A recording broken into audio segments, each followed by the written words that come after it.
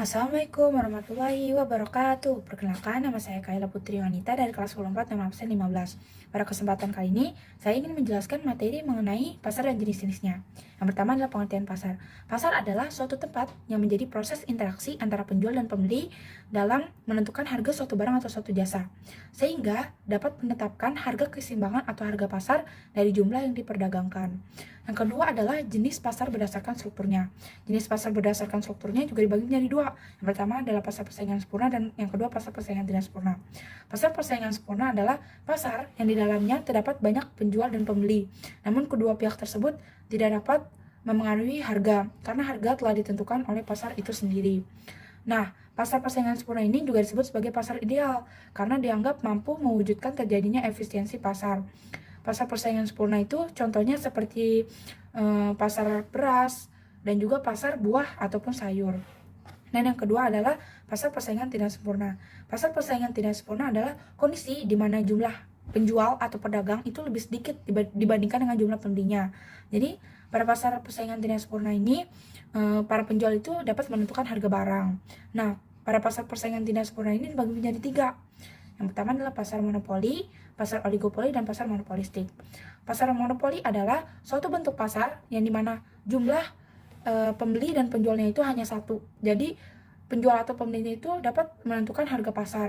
Contohnya seperti PLN ataupun Pertamina. Dan yang kedua adalah pasar oligopoli. Nah, pasar oligopoli adalah suatu bentuk pasar ketika hanya ada beberapa penjual. Biasanya itu kurang dari 10 dan pembelinya yang banyak, jumlahnya yang banyak gitu. Penjual bersepakat untuk menentukan harga bersama antara penjual dan pembeli, namun yang menguntungkan mereka atau yang menguntungkan penjualnya. Nah, seperti itu. Jadi contohnya seperti perusahaan rokok atau industri kendaraan bermotor. Yang ketiga atau yang terakhir adalah pasar monopolistik. Pasar monopolistik adalah bentuk pasar yang terdapat penjual dengan barang serupa tetapi terdiferensiasi atau memiliki perbedaan. Contohnya seperti sampo, sabun ataupun TV. Yang terakhir adalah jenis pasar berdasarkan bentuk kegiatan. Jenis pasar berdasarkan bentuk kegiatan itu dibagi menjadi dua juga. Yang pertama ada pasar konkret dan pasar abstrak.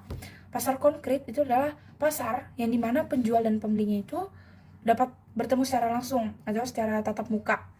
Dan juga barang yang diperjualbelikan itu ada di sana. Jadi kita bisa melihat kondisinya atau bisa langsung nanya-nanya ke penjualnya seperti itu. Nah, pasar konkret ini juga punya ciri-ciri nih. Yang pertama adalah penjual dan pembeli bertemu secara langsung. Yang kedua, barang yang diperjualbelikan biasanya itu berupa bahan pokok. Dan yang terakhir adalah membutuhkan tempat untuk menyimpan barang yang diperjualbelikan seperti itu. Yang kedua atau yang terakhir adalah pasar abstrak.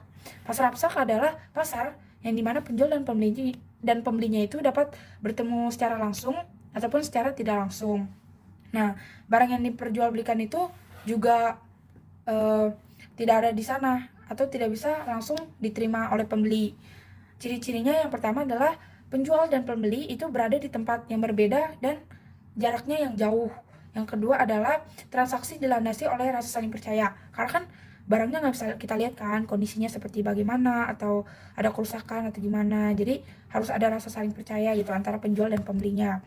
Dan yang ketiga adalah barang yang diperjualbelikan itu tidak tersedia. Jadi hanya contoh saja, misal seperti di pasar online atau seperti di Shopee, Lazada atau Tokopedia, itu kan cuma dikasih fotonya aja kan.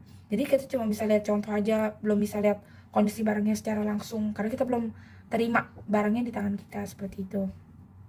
Nah, contoh-contohnya seperti yang tadi sudah saya sebutkan, pasar online. Sekian penjelasan dari saya. Apabila ada kesalahan kata, saya mohon maaf. Wassalamualaikum warahmatullahi wabarakatuh.